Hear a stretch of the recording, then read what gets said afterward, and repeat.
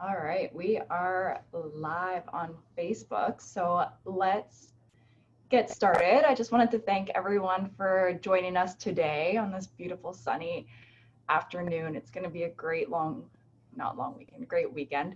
I'm Stephanie. If you don't know me, I'm the Director of Operations at the Chamber, and we're here for you, whatever you need.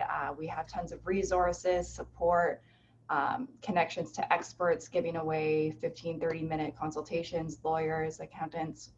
Um, if there's something that you need or a question you have, please just let us know and we can connect you.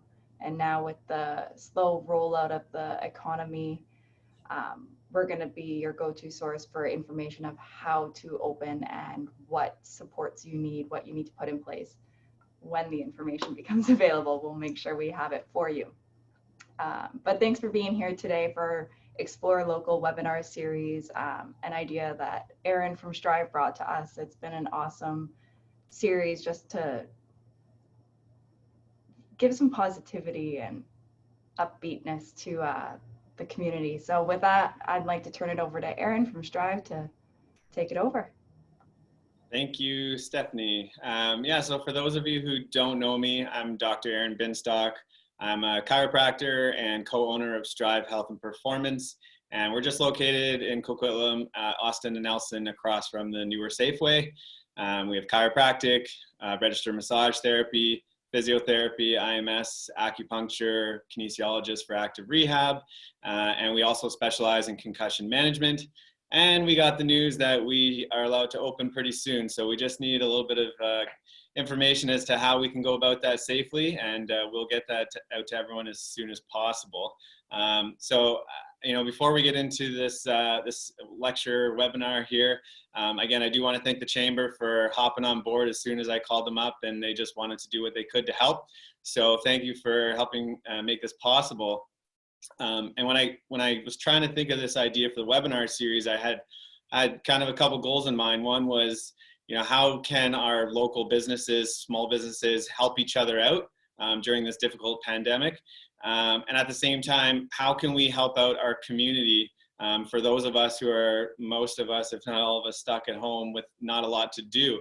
And so, as Stephanie mentioned, we've had a lot of fun with some of the things we've done so far to try to create positivity and enjoyment in people's lives when there's been a lot of negative stuff going on. And I think, obviously this one's going to be a change of pace. And I know it's not geared for this fun factor. I think it's really important because, mental health has affected a lot of people. And I think during this time, you can argue that all of us have been affected in some way, shape, or form. And I know, I've had a lot of ups and downs through this. So I'm really excited, and I'm thankful that we do have Dr. Nareeta and Anna here to talk today. So we are going to talk about mental health. They are from Strawberries and Sunshine Healing Center, which is in Poco. They have lots of services to offer, which Dr. Nareeta will touch on. And, we're going to discuss basically this whole crazy change. We haven't really had time to adapt to it. So how do we do it? The anxiety, how do we deal with the stress? I'm going to ask a lot of questions here, and I encourage everyone to ask questions. Now's the time. If you are shy or you just kind of want to stay anonymous with your question, you can go in the chat box and just message me privately and I'll ask for you. Otherwise, just throw your question in the chat box, and I can put you on mic, or again, I'll just ask it for you, okay? So without further ado, I am going to hand this over to Dr. Nareeta, and you can just introduce yourself. Before I do say that, we are giving away a couple prizes today at the end. So Dr. Nareeta has offered up an awesome book and some magnesium supplements, which she'll touch on how valuable those are. And we're also going to give away a chiropractic assessment and treatment at Strive. So Dr. Nareeta, take it away. Thanks, Erin. And thanks so much for asking me to be here. This is so much fun. I love collaborating and working with other people. I've been in practice now for almost 20 years and in Poco the whole time. And my practice really evolved from being like this one-woman chiropractic show to this integrated healing center. And the reason why I did that is because of my own health journey and my journey of my family. My son has a neurodevelopmental disorder, and So I needed to find some things that worked as a mom to support him. You know, he was really struggling, and he'd come home from school and he'd close himself in his cupboard and cry for half an hour after school every day. And I'd done all the normal doctor things that I knew how to do, and I always felt like I was missing something. And anyway, so we found some tools that helped him, and Strawberries and Sunshine really evolved out of the need to support these kids and moms like me that have kids like them in our houses. And that I got tired of driving him around to 8,000 different places for all the different things that he needed. So we wanted to put as much as possible under one roof so that families could get the support that they need. So we offer things like chiropractic and massage therapy, but we have a full neurosensory integration program. And then other services that complement that kind of thing, like acupuncture and counseling and reflexology. So basically everybody can come in and mom can go get a massage while Johnny's doing his exercises, or, you know, parents can go and sit with the counselor, because these kids are really hard on our relationships too, and the siblings. So that's kind of how Strawberries and Sunshine evolved. And so Anna joined us a year ago. She's one of our counselors. We offer adult counseling, and Ariana Jones is our play therapist, another adult counselor too. But Anna is great with anxiety, and she's going to talk about the techniques and stuff that she uses. And so I'm going to pass it over to you, Anna. Thank you.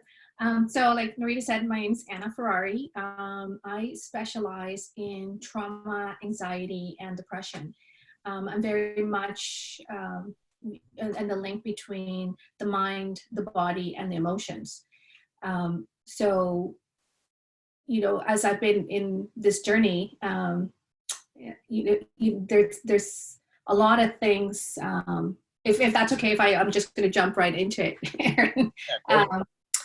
So, you know, when this pandemic hit, we were aware of some of the stuff that had been happening in other countries, but not really here. And there was it created a lot of uncertainty. And when we talk about mental health, anxiety, and change, it opens up a whole, you know, can of worms for each one of us, or it can anyway.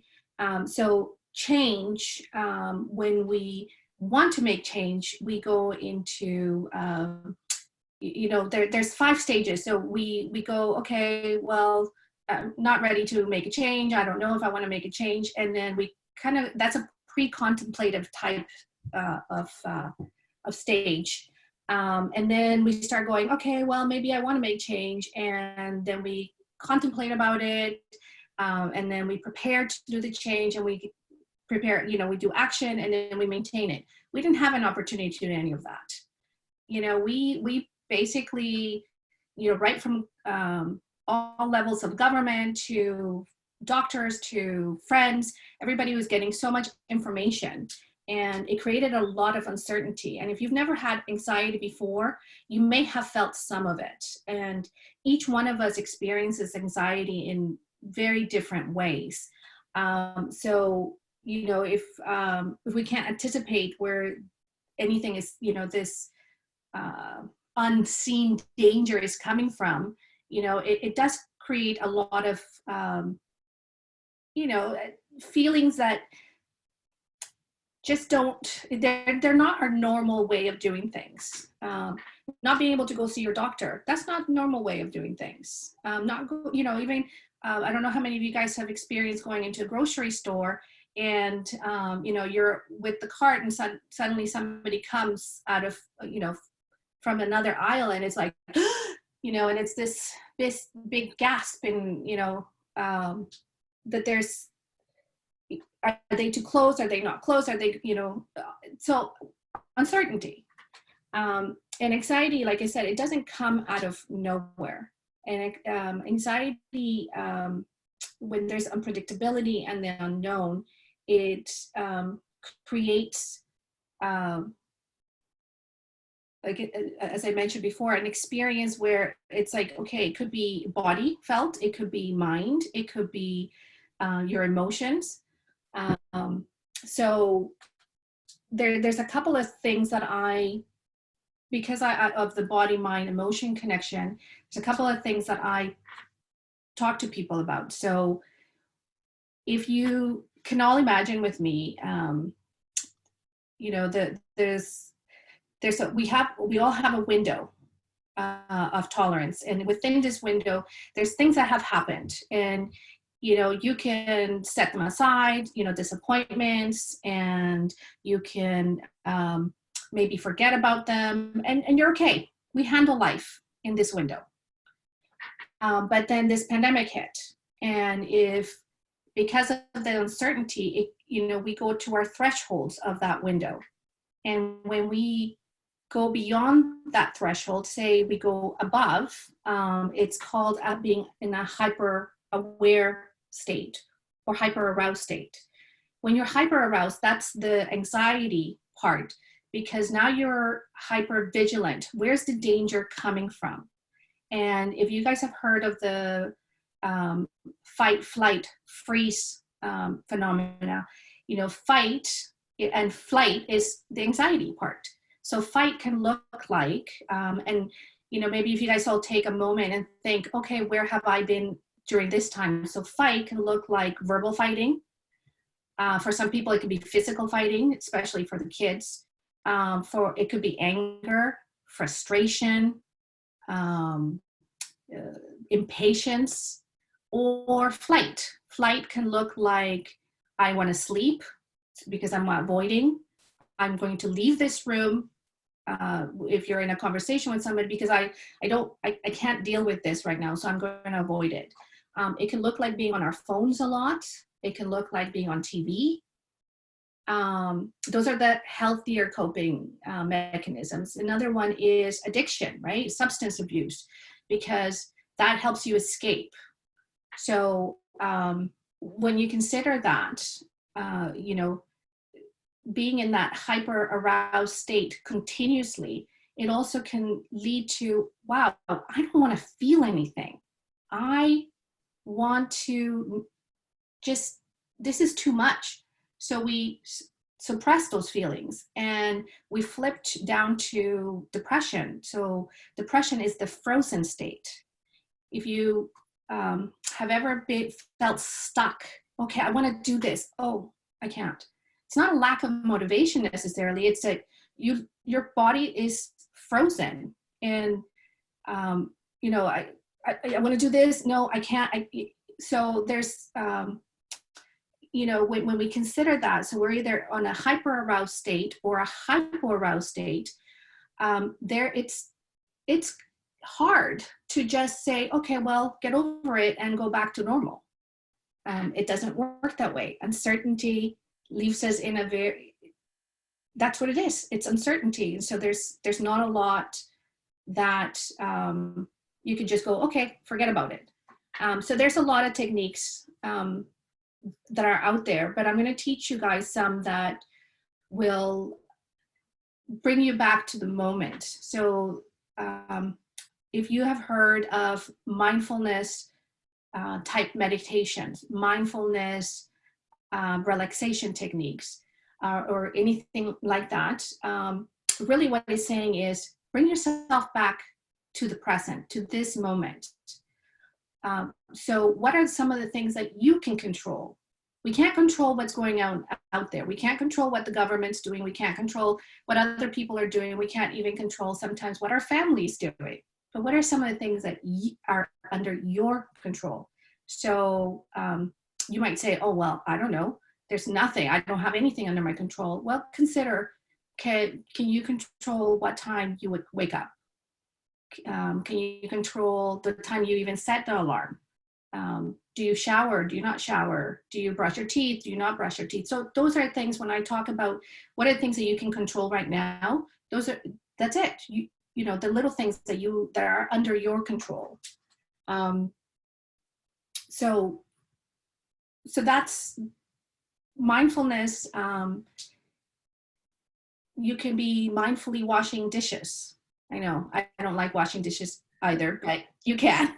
So, you know, you take the plate and literally going, okay, I have this big plate in my hand and I'm now taking the scrub and the soap is coming and I see it and it's forming and I'm cleaning the dish, and now I put the water and I'm seeing the water running. So that's, sorry to interrupt. So is the intent here to basically, focus on the fact that you have a plate, focus on that you see water, and that takes your mind off of the stressful thoughts that you had? that's right. It actually, what it does, Erin, it actually brings you to the present. So anxiety is very future oriented, the uncertainty of what's going to happen. Mindfulness brings you to the here and now. So when you're washing the dish, you're focused here. You're no longer focused in other areas of your life. Now that's to help bring you back to the present. When you're in the stress response, so the fight, flight, freeze, it's either, okay, what's happening? What where's the danger? Where's it coming from? But mindfulness, when you are here, it allows you to not have to think about all the trillions of different things that can happen. And so it sounds like there's within that window, there is a normal or typical amount of stress or anxiety that's kind of okay, right? Yeah. But is there a way for us to know, or at least have some sort of a sign that we have gone into that hyper aroused state, and therefore it's time to try some of these coping mechanisms? Sure. If you've gotten mad at your family or partner, if you have felt irritation, you're outside of that tolerance window. If you have, some people have described it as getting fast heart palpitations or sweaty palms. What are the other things? Fast chest breathing. So it's almost like you're not quite hyperventilating, but it's not a deep, normal breath. Okay. And what about for people with children, for instance? I'm imagining this is adding to people's stress. I'll be perfectly honest. I have 11-month-old, and there are times when he's whining, and I think the stress of everything that's happened is adding to it. And yeah, I could get a little irritable, but I don't have that moment to just disconnect with him. Are there, in a scenario like that where people are having trouble with their, I guess, children at home, or added more stress, is there any other techniques that could help with that scenario? Yeah, so a big one is the breath. So I mentioned that when you are in that hyper-aroused state, you can have a bit of a shallow chest breathing. So if you can be aware of that so let me backtrack a little bit. So mindfulness is about bringing you back to the present. And if you can practice that, you're slowing down your process. You're slowing down your thought process. And so the more you can do that, the more present you can be, the more you'll notice if the breath is shallow. And so when you breathe, there's two types of breathing. There's the parasympathetic breathing, which is from the nose. So usually when you're stressed, your nervous system activates. And when it activates, it sends a signal to the brain, to release the cortisol, or the stress hormone, and it gets you into that prepared state of fight, flight, or even freeze. And then normally our parasympathetic nervous system is supposed to come in and help us bring that down. But when we're on high, or that hyper arousal state, it's hard the nervous system activates and the parasympathetic nervous system comes in. It's hard to do that. But nose breathing activates the parasympathetic. So if you take a deep breath, and if you guys all do it, and then you can exhale either through the nose or through the mouth. That's okay, either one. You can even see the shoulders kind of settling in. So when your son is fussing or whining, if you can take a moment and go, and then exhale, you're more likely to put yourself back into the tolerance window. Interesting. And this mindfulness strategy, is that something you recommend only in these scenarios where you're in that hyper aroused state, or is that something maybe every morning you take 10 minutes to practice? Yeah, I actually recommend that you do, when you wake up, you do if you can do 5 minutes of some sort of breathing exercise. So you do, deep breathing for 30 seconds, normal breathing for another 30 seconds, and just kind of alternate in between. If you do that for 5 minutes in the morning, you're likely to have be much more settled throughout the day. If you do it before going to sleep, you're more likely to have a deeper and better sleep. But mindfulness, to your point, is mindfulness actually a practice of. It's not big. When you're in that hyper aroused state, it is really hard to remember to breathe, or to take a step back and have that patience. Okay. And this is kind of a sidebar on this now, because you're still seeing a lot of clients, right? Rightfully so. And do you find that people are, this is a new thing for a lot of people, or are they just recognizing it now? And maybe a second part to that is, do you find people maybe questioning, like, something is different about them now and weird, like almost like they're thinking that catastrophizing, like something could be wrong with their brain, perhaps? I don't know. I'm just curious. So a lot of the people that I'm seeing have anxiety.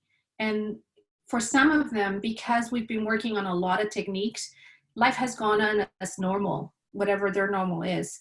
For some people where they haven't seen or hadn't experienced anxiety, there is a questioning. And usually when if I can explain to them what's going on, because it is normal. To have anxiety is normal. If we didn't have anxiety, or we didn't have the stress response, we'd be all out walking in the middle of low heat highway without a thought to safety. We just wouldn't have any anxiety over crossing the street. And so anxiety is actually normal. Where it becomes problematic is when it actually prevents you from living the life that you want. Being able to go out. I know it's a little bit different right now, but usually, the isolation is very real for people with anxiety. And what's happening right now, because a lot of people have had to stay in and now are having to, there's no more distractions. The job isn't a distraction. Now we're having to deal with family dynamics, whereas before, you'd be away from each other for at least 8 hours, or if not more, a day. And so, there is a lot of questioning, what is happening to me? Why is all of this coming up right now? And so you mentioned family dynamics being changed, right? So are there, do you have a lot of people maybe that it is having a strain on their relationships? Do you see that type of stuff? And if you do, I know you can't generalize this to everybody, but is there, some general tips that you have for them? Yeah, what I would say is set very clear boundaries. So within a family, if you're not used to spending a lot of time together, if there's no, and when I say boundaries, it's like, okay, I'm feeling a little bit off right now. Let me go to this corner of the house or this corner of the apartment and just give me some space, or, asking that. So there's a lot of people that are working still and in the home. So there's some boundary issues there as well, right? What used to be your safe haven is now your workplace and your home place. And so setting boundaries, some very clear boundaries. If you're in the computer, this is a work computer. If you're, this is the room that you're designing or assigning for work, whether it's the living room or, wherever you've chosen, but be very clear with your boundaries. So I do have a question. I'm not, Roger, if, oh, perfect. Okay. So I'm just going to unmute Roger for 1 second because he has a question he'd like to ask. Okay. Let me just scroll down or Roger. All right. Or unmute. Okay, Roger, if you don't mind asking Anna your question, please. Sure. I did a mindfulness course about 6 months ago, which was prior to this COVID stuff. And that was very helpful, thinking in the now. But now we're in a situation where the stress has gone up like 200%. I'm sort of staying at home, can't see grandkids and kids. And I'm having trouble getting through each day. Some days are good, like this has been a good day. I've been on 2 webinars and I've already been I snuck a ride in my car, went outside, and I'm planning on gardening this afternoon. So I'm probably gonna go to bed tonight saying, I've had a good day. I've gotten through the day. I've been, like Bonnie says, I've been kind and calm and reasonably happy. Other days, not so much, because I can't really fill my day. I heard what you said, which was watching a lot of TV. I'm watching probably too much Netflix, but that's the withdrawal thing that's happening. What are some of the more specific things? Is it good to get up and put a little bit of pressure on yourself and say, I really should be doing this thing, and feel good if you get 60% done? What are some of the pragmatic things that helps us get through the day? So setting a routine, Roger, thank you for that, because it actually is crucial to actually set a routine of your day. So if you know what you're doing and this is where I was talking about what's under your control, the predictability. So if you know your routine that you're going to have, so for today, for example, you knew that there was going to be a couple of Zoom meetings and you have the gardening and you're going to do the car. So you've set a routine for yourself for today. The days that you haven't done that or you don't have those fillers, I wonder what kind of routine you have. You know, are you waking up in the morning at the same time? Are you, do you have, set things to do? And it is challenging, you're right, because we're home so much. But even, okay, I'm going to get up and I will do this mindfulness meditation, or I'll do this in the morning. And then I can, in the afternoon, I can do this. So you're actually creating your own schedule. Not like a work schedule, because it has to be a little bit different right now, but you have control of that. That's awesome. Thank you. And thanks for that question, Roger. Oh, did you want to add something? Yeah, and I'll just add, if you're having that, there's, it's too much, you can't seem to bring yourself to that, to the here and now. There is a technique called using your 5 senses. And if you haven't heard about it, it's you use one sense 5 times. So sorry, I'll back up. The senses, right? Sense, your sight, smell, taste, hearing, and touch. So you'll use one sense 5 times. You'll use the next one 4 times, the next one 3 times, the next one 2 times, and the last one 1 time. So for example, if I'm out and about, or if I'm at home, I'll go, okay, what are 5 things that I can see?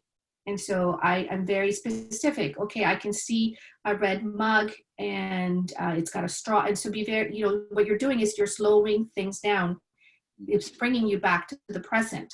So you'll do that 5 times. Then what are 5 or 4 things I can touch? And I'll do the same thing. This is soft, this is harder, this is sturdy, or what are 3 things I can hear? What are 2 things I can smell? What is 1 thing I can taste? So that, to add to Roger's question, is that's also another mindfulness technique that brings us to the here and now.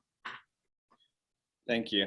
I want to kind of touch on a stuff that I'm noticing, you know, whether it's going to a grocery store, or even if we're going for a walk, you know, I'm finding like some people are scared to look at each other or even say hi.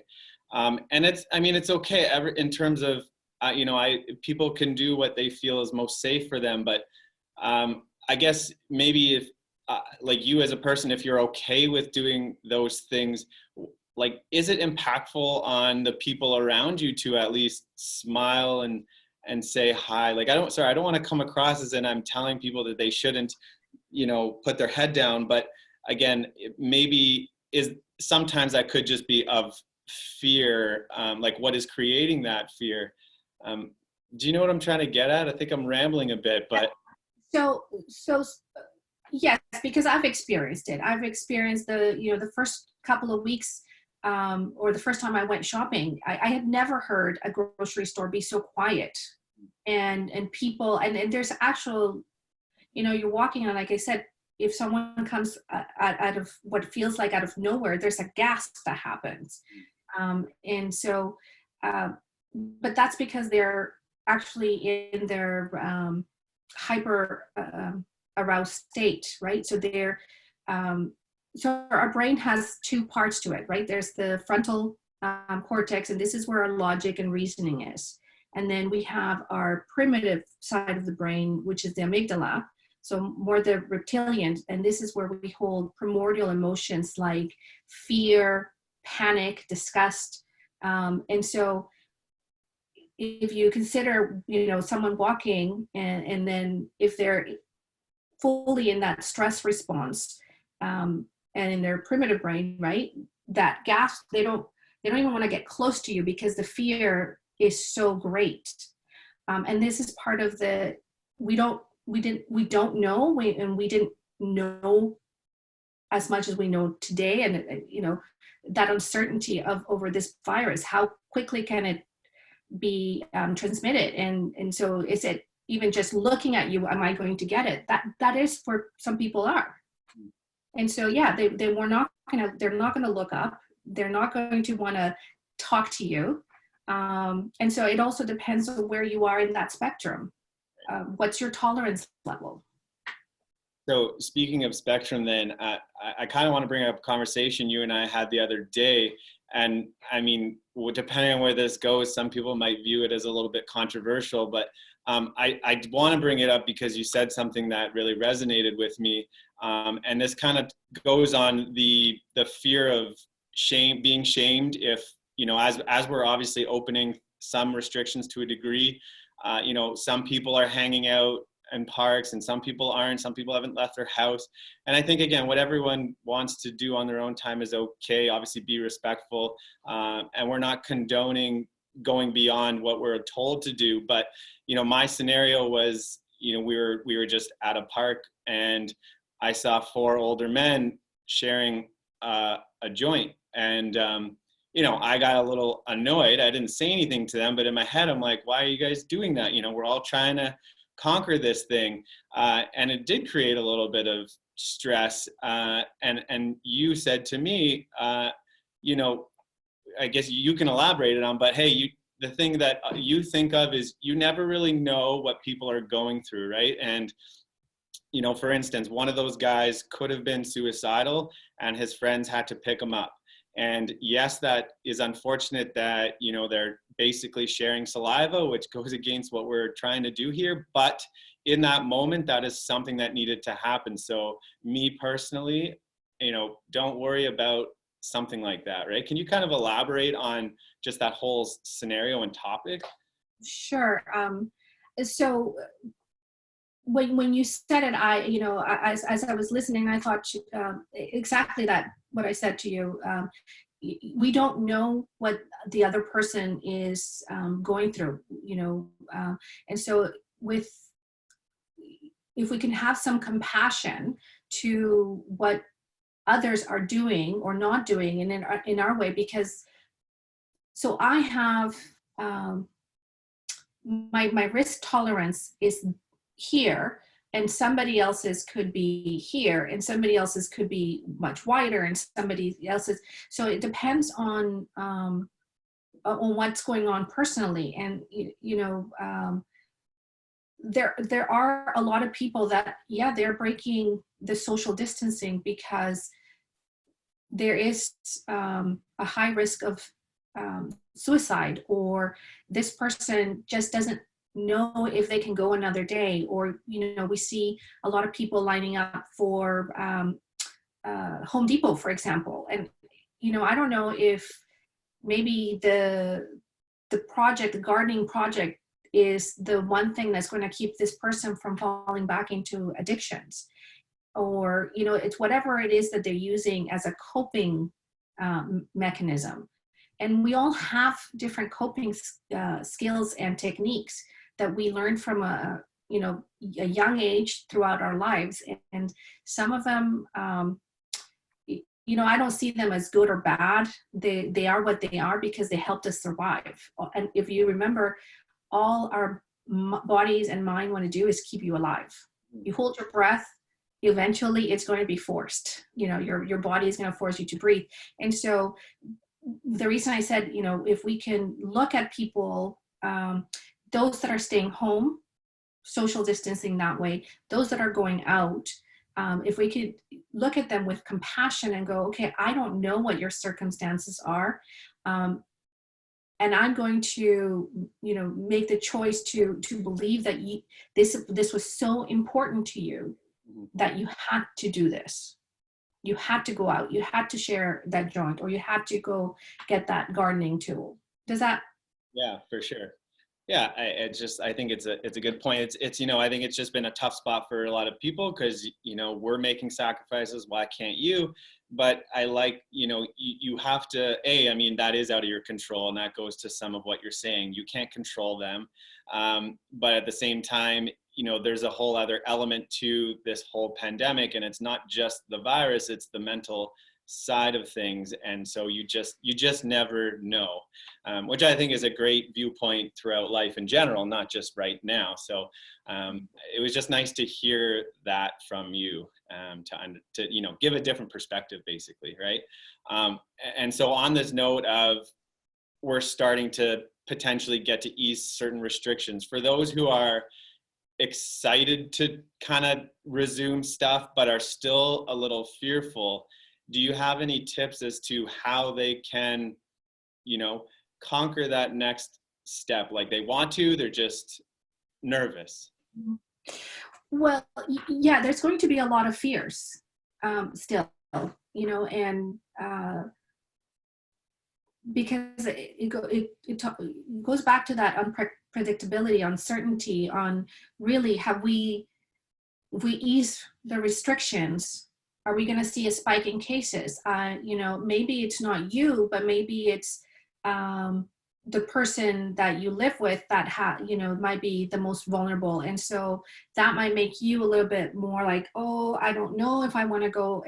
And so sometimes sitting in with that uncertainty can be quite uncomfortable.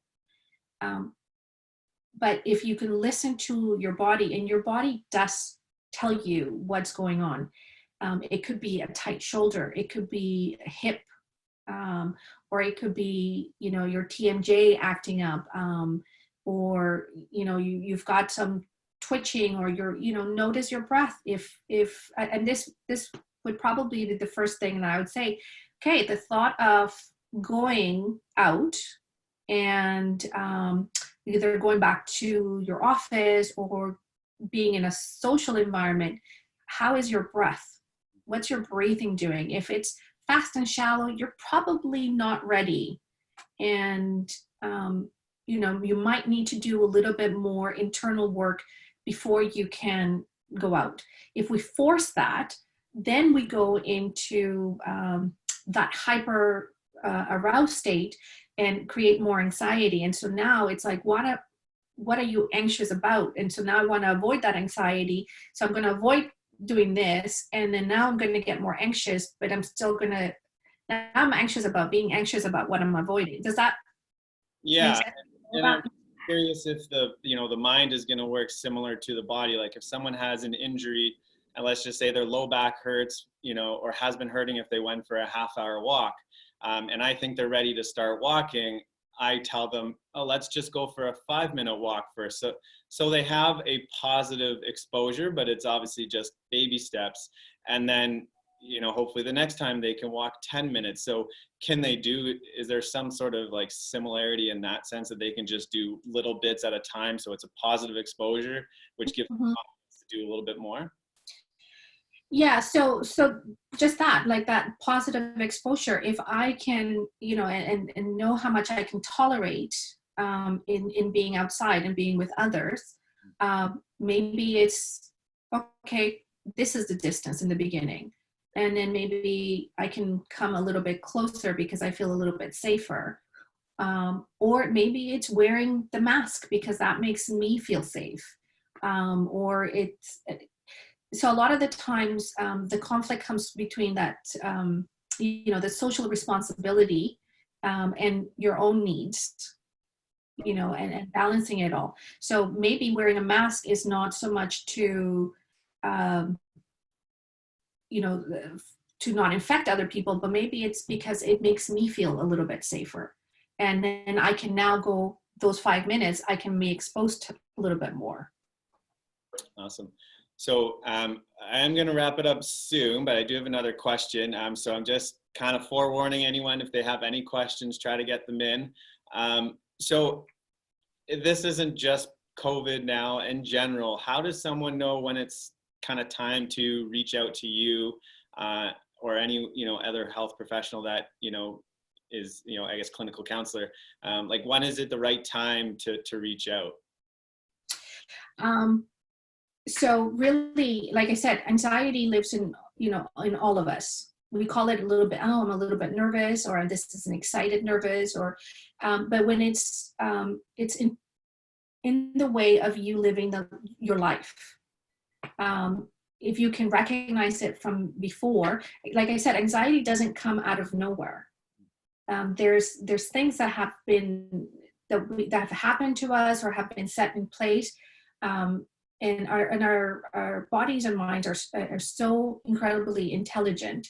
However you responded to stress as a child is exactly how you respond to stress even now, because your body and mind went, oh, if I fight, that was good. I'm safe. I survived that. And so then we develop this, that's the way our stress response goes. And so at any time that I would say, when anxiety feels uncomfortable, that it's no longer serving the purpose of keeping, alerting you that there's a danger, and then you can come back to the level of tolerance. Okay. Now, if you had to choose one book to recommend to everyone, well, I mean, not that everyone has to get it, but I'm just saying, if you were to choose one book, in terms of, I don't know, how to deal with stress, anxiety, or just in general that you would recommend, or you do recommend, what would it be? There's a book by Dr. Gabor Mate, and it is When the Body Says No, The Hidden Cost of Stress. When the Body Says No. Okay. I do have one question here again. So is it reasonable for clients to ask their dentist, massage therapist, etc., about their proposed safety rules? I would say yes, because it's, if you are, you're going to be coming into their space, and there's little that you can control in terms of how they're going to run their business. But you can control whether you're going to visit them or not, based on how they've set up their safety protocols, or the Absolutely. And I do believe I read you actually we have to post it for the public to see anyways, but I agree that you should be able to ask them. Absolutely. Okay, that's awesome. So I'm just gonna share my screen because I just want to put up some information. If you guys want to get a hold of Dr. Nareeta or Anna, here is their information right in here. So take a screenshot, take a picture, whichever you prefer. Reach out to them if you have any questions whatsoever. They are here to help you. And then I'm just going to share one more picture before we do the draw.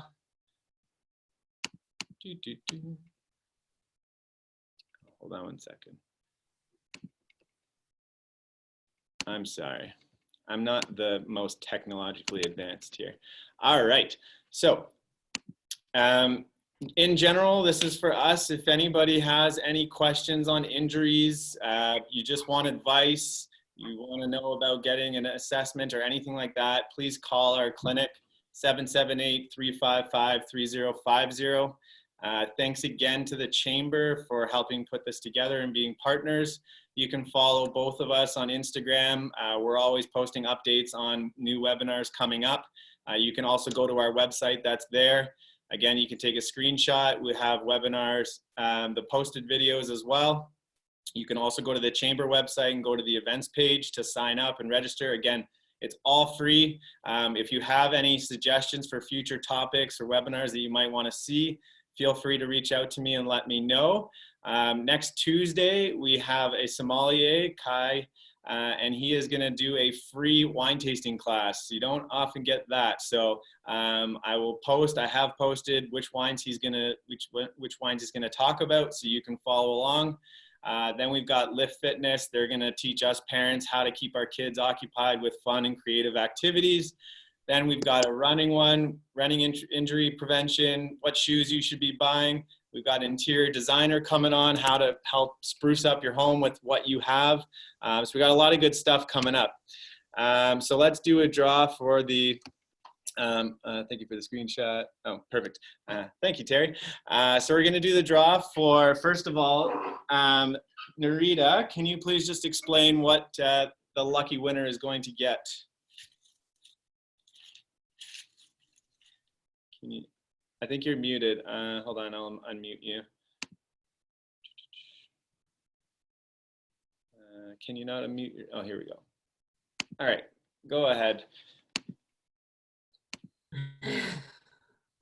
You're good.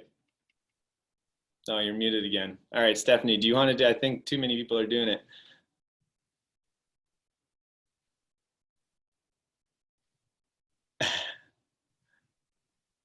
I see you're still. I think there we go. Okay.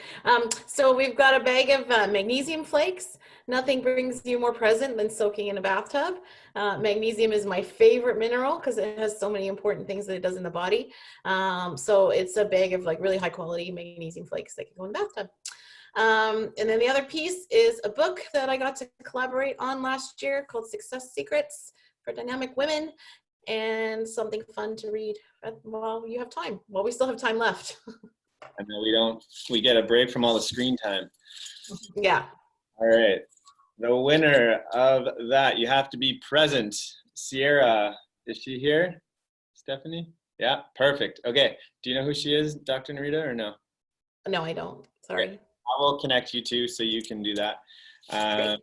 And the winner of the chiropractic assessment and treatment to strive is Renata Steele. Is she here? Yeah? Yay. Perfect. I will reach out to her then. So our time is done. Thank you again, Dr. Nareeta and Anna, for coming on. That was awesome information. Hopefully everyone got a lot out of that. I know I did. Keep following us, keep watching, keep supporting local. Really appreciate it. Happy Mother's Day to all those out there. My mother's watching. I love you. All right, and enjoy the sunshine.